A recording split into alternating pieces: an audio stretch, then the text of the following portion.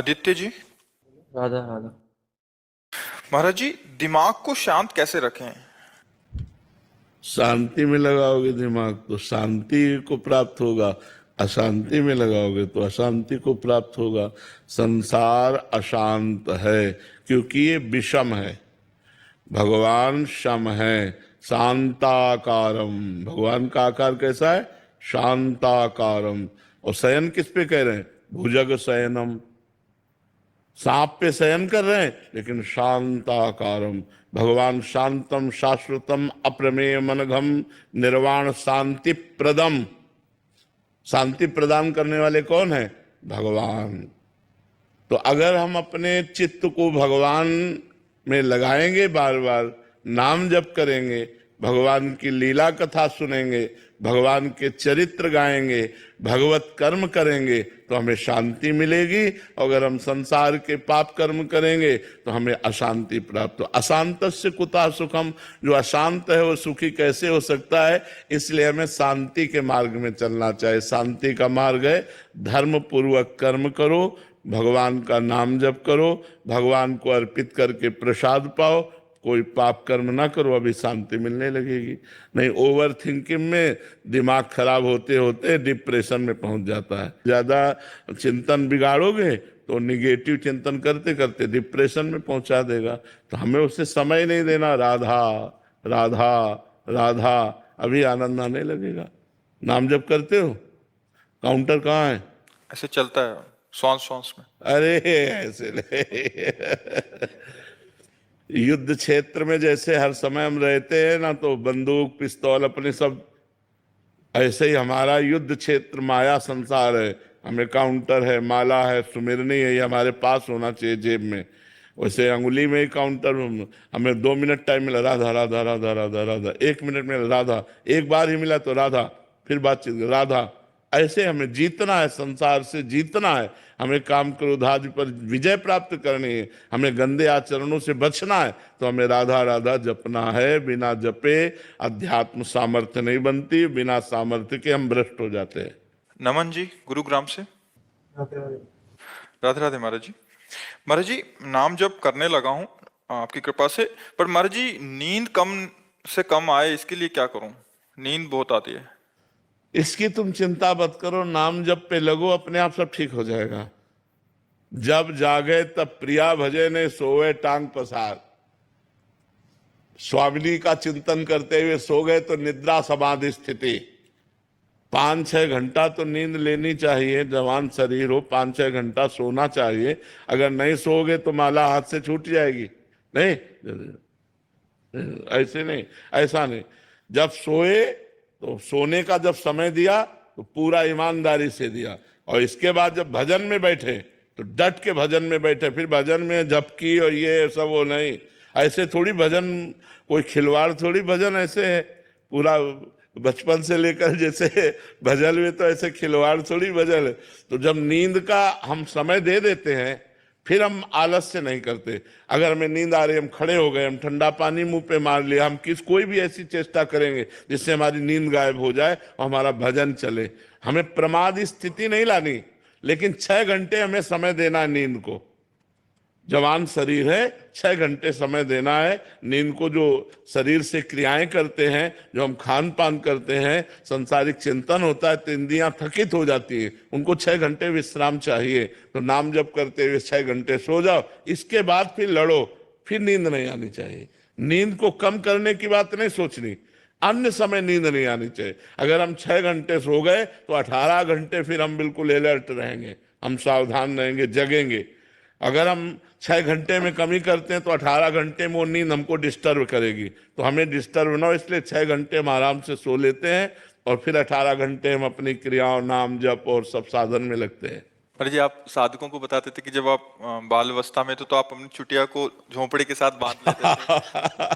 बड़े उपाय कर ले। अब जैसे अनुष्ठान चल रहा है गायत्री का, अब शांत एकदम शीतलता, वायु एकदम ठंडी चल रही, जंगल में जैसे एकदम नाम जप करे तो जप करते करते एकदम जैसे, तो फिर अब एक पैर के बल खड़े हो गए, अपनी जटा को ऊपर उस पर उसमें झोपड़ी थी फूस की, उसमें बांध दिया कि ऐसे होगा तो एकदम समझ में आ जाएगा। और एक पैर के बल खड़े होकर के जब कर रहे हैं, फिर ये थक गया पैर तो फिर इस पैर के बल खड़े होकर। भजन करना है तो लड़ना है, हमको युद्ध करना है। हमें अपनी वासनाओं से, अपनी कामनाओं से, अपनी कमजोरियों से हमें युद्ध करके भजन में आगे बढ़ना है। भजन करना कोई खिलवाड़ थोड़ी। आप देखो माला लेकर के बैठो, मन कितना परेशान करता है। मंत्र में मन लगना, नाम में मन लगना बड़ा कठिन होता है। बड़े भाग्यशाली लोग हैं जो नाम जप कर रहे हैं और जिनका मन भगवान में लग रहा है। धन्य भाग है, अहो भाग्य है। उसके माता धन्य, उसका पिता धन्य, उसका परिवार धन्य। नाम प्रसंग कहे तो उपदेश, जाया धर्म धन्य सो देश। धन्य सो कुल जय जन्म भयो, धन्य सो तात धन्य सो माय। उसके माँ धन्य, उसका पिता धन्य, उसका कुल धन्य, उसका देश धन्य, जहां भगवान का प्रेमी महात्मा उत्पन्न हो जाए, भगवत भजन करने वाला उत्पन्न हो जाए। तो हमें नींद हटाने की नहीं सोचनी, हमें नींद पूरी करके नींद फिर ना आवे, ये बात हमें ध्यान रखनी है। डेविड जी, महाराज जी आप पूछ रहे हैं, महाराज जी आप कह रहे हैं कि शरीर का राग कैसे कम हो। अभी तो बस शरीर में और अपने स्वास्थ्य में ही चिंतन जाता रहता है, उसका धीरे धीरे कैसे कम करें अपने राग को? पहला संत सेवा। जब हम किसी भगवत प्रेमी महात्मा की सेवा करते हैं तो हमारे पाप नष्ट होते हैं और हमारा अज्ञान नष्ट होता है, जिससे हमारी भगवान में प्रीति होती है। भगवान नाम में प्रीति और भगवान में प्रीति शरीर राग को नष्ट कर देते हैं। शरीर राग नष्ट करने का साधन है संत सेवा। So you have to service the saints. So when you will do the service to the saints, the love you have for the body basically goes away, and then that helps you to get the love for the Lord.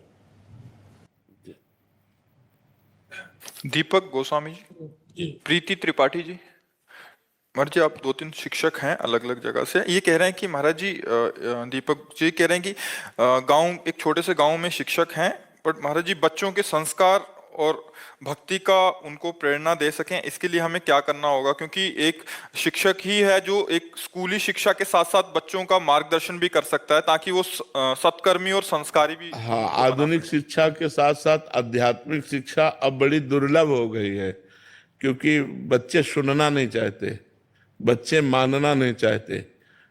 अब जो mobile शिक्षा दे रहा है तो वो teacher का सम्मान और टीचर की बातों पर ध्यान देना असंभव सा होता जा रहा है, असंभव सा होता जा रहा है। तो हमें लगता है कि अगर हम बच्चों को प्यार से, जो समझना चाहे, जो ना समझना चाहे उनकी बात तो अलग है, जो समझना चाहे तो बड़े महापुरुषों के चरित्र सुनाने चाहिए।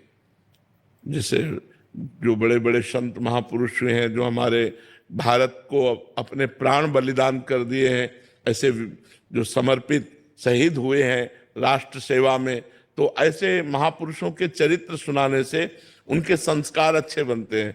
और ब्रह्मचर्य, व्यायाम, भोजन और नमस्कार, ये जरूर होना चाहिए। अपने बड़ों को नमस्कार करना, पूज्य जनों के चरण छूना, ब्रह्मचर्य से रहना और भोजन पवित्र पाना और व्यायाम करना। अगर ये आ जाए तो आध्यात्मिकता उनमें आने लगेगी। और 5 मिनट ही सही, अगर नाम जप की प्रेरणा मिले कि 5 मिनट ही सही। तो देखो स्कूलों में तो प्रायः भागवतिक प्रार्थनाएं करवाई ही जाती हैं। हाँ, आज भी करवाई जाती है। हम लोग पहले हे प्रभु आनंद दाता ज्ञान हमको दीजिए, शीघ्र सारे दुर्गुणों को दूर हमसे कीजिए, लीजिए हमको शरण में हम सदाचारी बने, ब्रह्मचारी धर्म रक्षक वीर व्रत। कितना बढ़िया है ये प्रार्थना, कितनी बढ़िया है। हम लोगों को पहले प्रार्थनाएं करवाई जाती थी। तो प्रार्थना है, कुछ वीर महापुरुषों के चरित्र हैं, बड़े महापुरुषों के चरित्र हैं, और दिनचर्या का संयम। कै बजे तुम्हें उठना है, कै बजे तुम्हें सोना है। अब ये मोबाइल ऐसा हो गया है कि बच्चे अधिक समय मोबाइल में रात्रि में व्यतीत करते हैं और दिन में सुबह तक सूर्योदय तक सोते हैं। तो कोई उनकी मांगलिक दिनचर्या प्रातः काल वाली हो ही नहीं पाती है। 9-9 बजे तक तो सोते हैं, 8-8 बजे तक सोते हैं। कोई तो कह रहा था 11-11 बजे तक लोग सोते हैं। अब क्या है, जीवन ही व्यर्थ हो रहा है। जब ब्रह्म मुहूर्त में उठना नहीं है तो जीवन ही व्यर्थ हो रहा है, जीवन व्यर्थ हो रहा है। जी। मीना जी जोधपुर से। राधे राधे महाराज जी। महाराज जी, ज्ञान यज्ञ किसे कहते हैं? तीनों शरीरों का राग त्याग करके अपने आत्म स्वरूप में स्थित हो जाना, इसे ज्ञान यज्ञ कहते हैं। स्थूल शरीर, सूक्ष्म शरीर, कारण शरीर, इन तीनों का राग त्याग करके अपने ब्रह्म स्वरूप में स्थित हो जाना, इसे ज्ञान यज्ञ कहते हैं। भगवान की चर्चा को ज्ञान यज्ञ कहते हैं। शास्त्रीय सिद्धांतों को ज्ञान यज्ञ कहते हैं।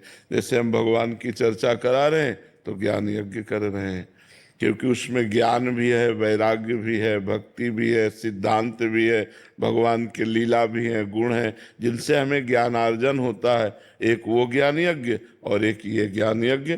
तीनों शरीरों का राग त्याग कर अपने ब्रह्म स्वरूप में स्थित हो जाना, इसे ज्ञान यज्ञ कहते हैं।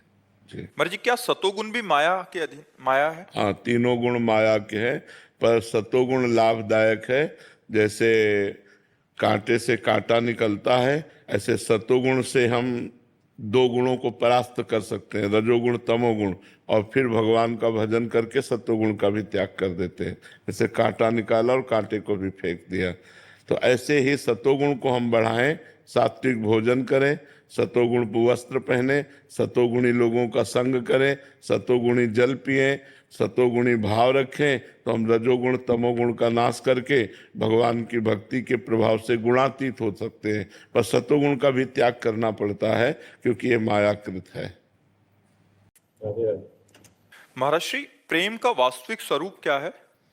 अपना विस्मरण हो जाना, प्रेमास्पद जो हमारा है उसके सिवा मैं की याद ना आना।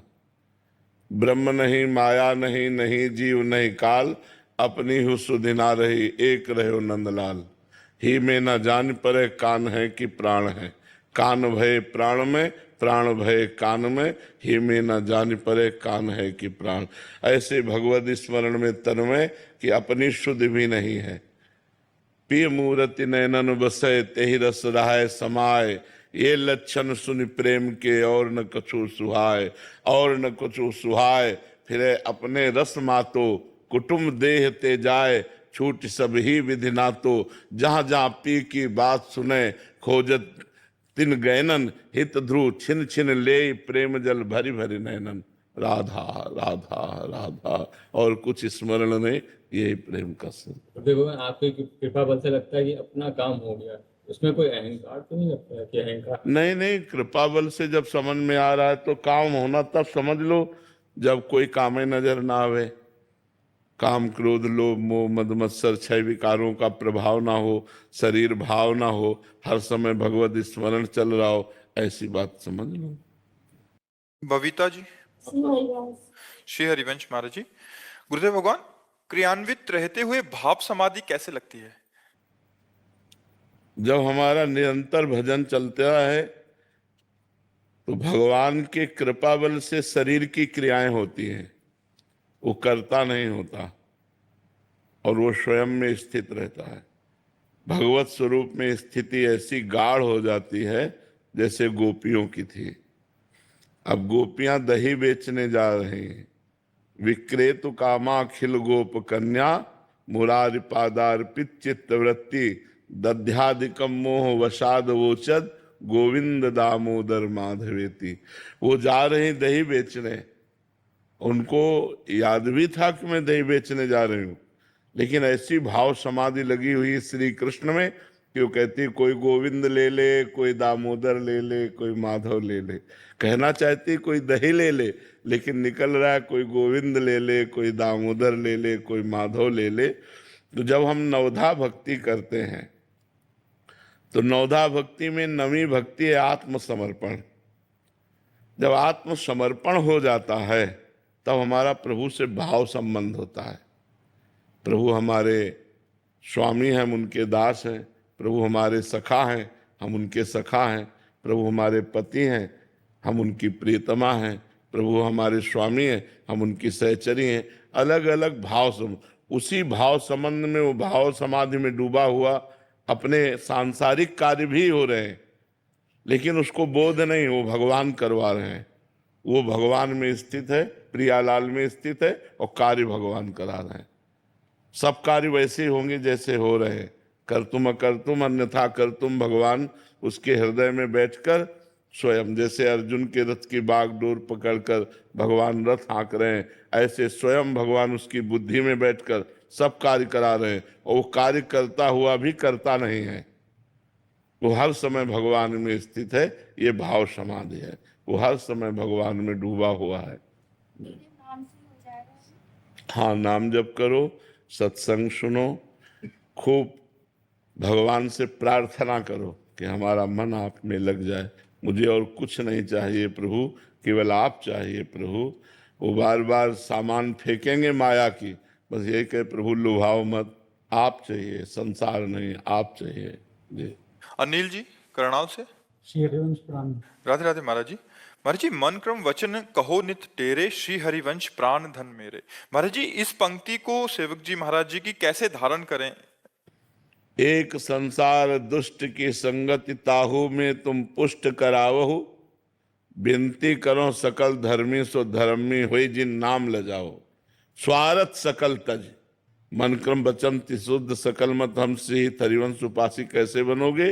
स्वार्थ सकल तज, गुरु चरणन भज, गुण नाम सुन कथ, संतन सो संग करे, काल ब्याल मुख पर्यो, कफ पित्त बात भर्यो, भ्रमे कत अनन्य कहे कि जिये लाज धरी।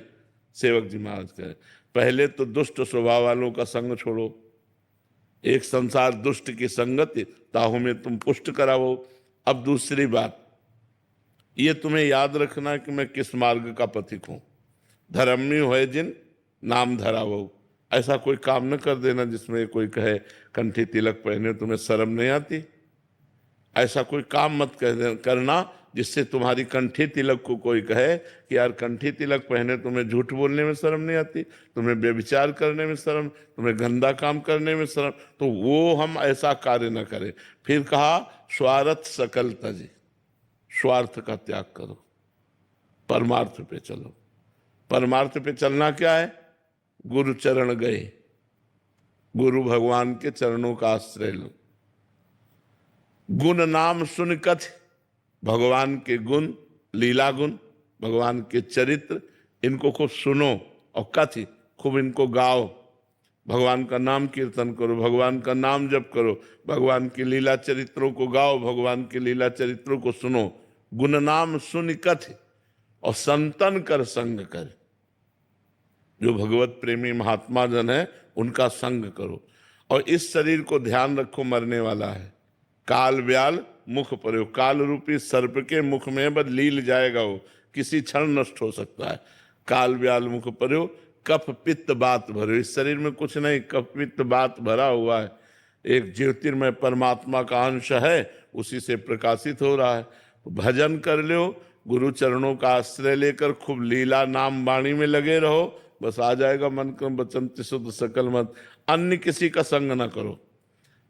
अब अन्य उपासकों का संग करोगे तो अलग अलग धर्म है, अलग अलग नियम है, अलग अलग कर्म है, तो आप किस किस को मानोगे? अब मानो जैसे हमारे में है तो रसिक अनन्य उपासना है, इसमें श्री जी और लालजू के सिवा कुछ नहीं जोड़ा गया। पूरे जगत में है बिन तुलसी हरि एक न मानी नमो नमो, तुलसी महारानी नमो नमो। जहां भगवान का भोग लगेगा तो पहले तुलसी डाली जाएगी। अब अपने यहाँ तुलसी जी सहचरी है, वो थाली में नहीं पास में विराजमान है, तो हम उनको चरणों में चढ़ाते हैं, श्रृंगार में लगाते हैं, पर भोग में नहीं डालते। तो उपासना पद्धति अलग अलग है। अगर हम अन्य से संग करेंगे तो हमारी उपासना का रहस्य नहीं समझ में आएगा। फिर मन क्रम वचन शुद्ध सकल मत हम श्री हरिवंश उपासी, ये बात समझ में नहीं आएगी। नहीं, रसिकन सो संग करे। रसिक कासो कहें जो प्रिया प्रीतम के सिवा अन्य कोई उपासना नहीं, अन्य कोई बात नहीं।